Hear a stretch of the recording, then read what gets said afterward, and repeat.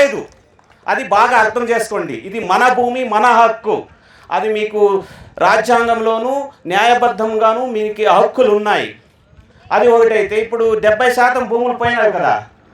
మీరు చూసినట్టయితే అన్న చెప్పినట్టుగా సిప్కాట్ 1, 2, 3లో హౌసింగ్ బోర్డులో కానీ ఈ రింగ్ రోడ్లో కానీ పెద్దగా డ్యామ్ వెనకాల 1000 ఎకరాలు పోయింది.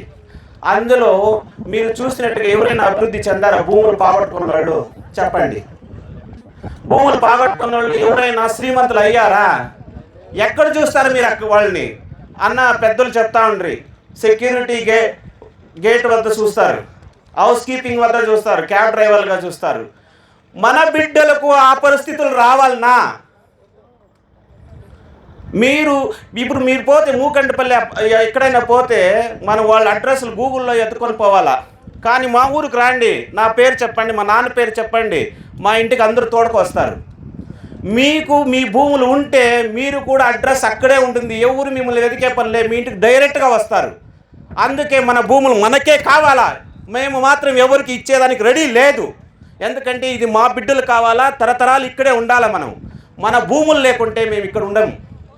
దయచేసి చూసుకోండి, మీకు ఇక్కడే కనిపిస్తుంది మూకండపల్లికి పోని మా బంధువులు ఎక్కడుండాలని మాకు తెలియదు.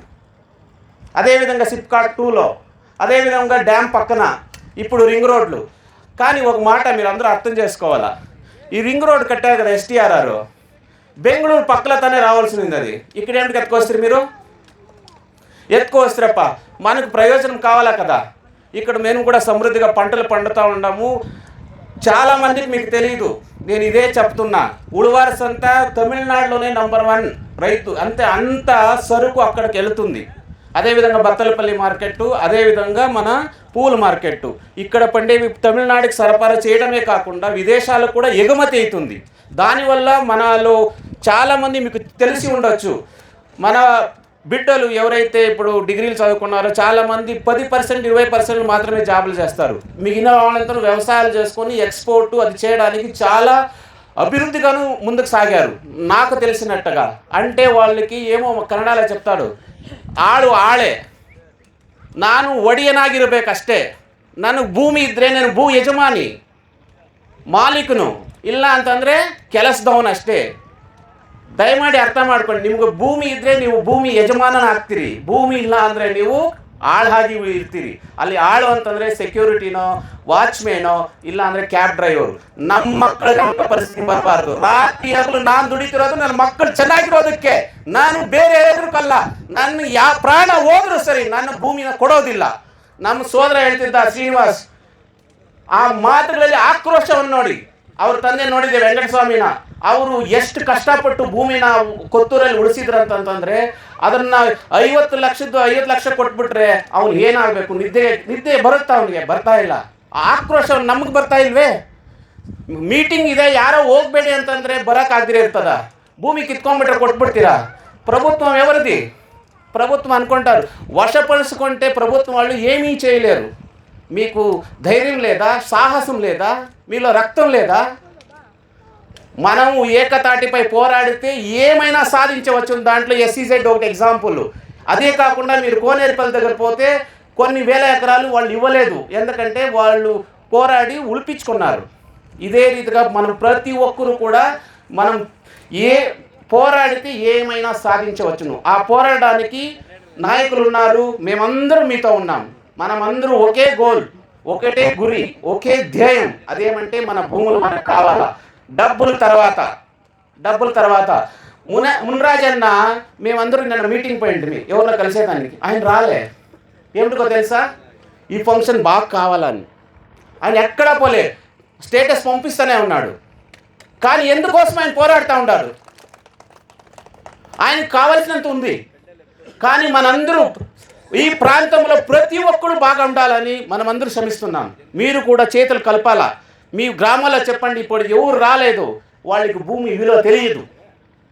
నేను చెప్పినట్టుగా భూమి ఉంటేనే మనం ఇక్కడ బ్రతికేది, భూమి లేకుంటే మనం కూలీలే. నా బిడ్డలు మన ప్రాంతంలో మన వాళ్ళు కూలీలుగా బ్రతకడం ఇష్టం లేదు. మనమందరూ సమృద్ధిగా అన్నదమ్ములుగా ఒకే రకంగా బ్రతకాలి. అప్పుడే మన ఈ ప్రాంతం సర్వతోముఖాభివృద్ధి అవుతుంది. సర్వతోముఖాభివృద్ధి అంటే మేడలు కట్టడం కాదు, ఆనందంగా ఉన్న భూములను సంరక్షించుకొని మన పారంపర్యాన్ని మనం ముందుకు సాగితే అదే మనకు సంతోషం, ఇంకేమీ లేదు. అందుకే చెప్పుతున్నా, రాజకీయాలు ఆతిథ్యంగా ఇక్కడ పార్టీలు వద్దు, ఏమీ వద్దు, మన భూములు మాత్రమే మనకు కావాలి, ఇంకేమీ వద్దు. ఇంకొక విషయం ముఖ్యమైనది అర్థం చేసుకోండి. ఓసూరు ప్రాంతంలో 55 సంవత్సరాల నుండి ఇక్కడ పారిశ్రామిక అభివృద్ధి చేస్తున్నారు. కానీ వాళ్ళకి ఈ ప్రాంతంలో ప్రజలను అభివృద్ధి చేయడం అని అవసరమే లేదు, ఆలోచననే లేదు. దీనికి ఒక ఉదాహరణ ఇస్తాను మీకు. 71లో సిప్కాట్ 1 వచ్చింది. కానీ డిగ్రీ కాలేజ్ ఓసూరులో ఎప్పుడు వచ్చింది తెలిసిన ప్రభుత్వం ఉంది? ఎవరికైనా తెలుసా మీకు? 2017లో. అంటే 55 సంవత్సరాలు అయినాక మీరు డిగ్రీ కాలేజ్ తీసుకొచ్చారు. మీరు పారిశ్రామిక అభివృద్ధి చేసి మీరు బాగుపడుతున్నారు అంటే పెట్టుబడిదారులకి. కానీ స్థానికులకు ఉద్యోగాలు లేదు. చెప్పి మీరు పోతే గలాట్లు చేస్తారంట. అవును, చేస్తామయ్యా, మేము స్థానికులం, ఇక్కడే, మేమేం వలస వచ్చిన వాళ్ళు కాదు. రెండోది, మన బిడ్డలు బెంగళూరులోనో కోయంబత్తూరులోనో కృష్ణగిరిలో చదివే అవసరం ఏముంది? నీవు 71లోనే డిగ్రీ కాలేజ్ ఇక్కడ తీసుకొచ్చింటే ఇప్పటికీ 100% లిటరసీ అంటే 100% ఇక్కడ విద్యావంతులు అయి ఉండేవాళ్ళు. ఇలాంటి పరిస్థితి వచ్చేది కాదు. మీరు మాకు విద్యను నేర్పిలే, మీరు భాషను కూడా నేర్పిలే. డిగ్రీ కాలేజ్ ఇప్పుడే ఎందుకైనా తీసుకొచ్చావు? 55 సంవత్సరాలు ఏం చేస్తుంటివి? ఇది కూడా ఒక కుట్ర. బాగా అర్థం చేసుకోండి. నాలెడ్జ్ కారిడార్ అంటే ఇదేమి నాలెడ్జ్ కారిడారు, ఎయిర్పోర్టు వాళ్ళకి అవసరం లేదు. ఇక్కడ భూములను లాగేసుకోవాలి అంతే. అంటే మిమ్మల్ని ఇక్కడ నుండి తరిమేస్తే మన బిడ్డలు మేము ఎక్కడ పోతాము? ఒకటే ఒక మాట మునేంటని చెప్పి, నేను దేనికైనా రెడీ. నేను కూడా రెడీ అన్నా, నేను కూడా రెడీ. మీరు రెడీనా? మీ భూములు మీకు కావాలా? అందుకే చెప్తున్నా, లేపియండి. మీ సంబంధికులు ఎవరైనా రండి.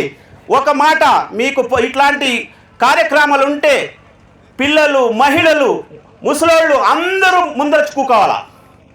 అది మంచి మెసేజ్ వెళ్తుంది ప్రభుత్వాలకి. అప్పుడే మనం గెలవగలం. రేపు గుడిచెట్లో మీటింగ్ ఉంది, దయచేసి చెప్తున్నా, రేపు 4000 జనాలు ఖండితంగా వస్తారు. మా ఊర్లో ముత్తాళి గ్రామంలో మేము 6000 జనాలు చేర్చించింది. మేము ఒకే ఒక మాట చెప్పింది, మహిళలు, ముసలోళ్ళు, బిడ్డలు ఎక్కడ చూసినా వాళ్ళే. అదే కావాలా. ప్రతి ఏటా మనము ఇక్కడ జనసాగరం కావాలా. ఓసూరు ప్రాంతం అంటే అమాయకులు కాదు, బానిసలం కాదు, మేము పారిపోము. మాలో కూడా రక్తం ఉంది, పౌరుషం ఉంది, మేము గెలుస్తాం. ఇంత అవకాశం ఇచ్చిన ప్రతి ఒక్కరికి నమస్కారం.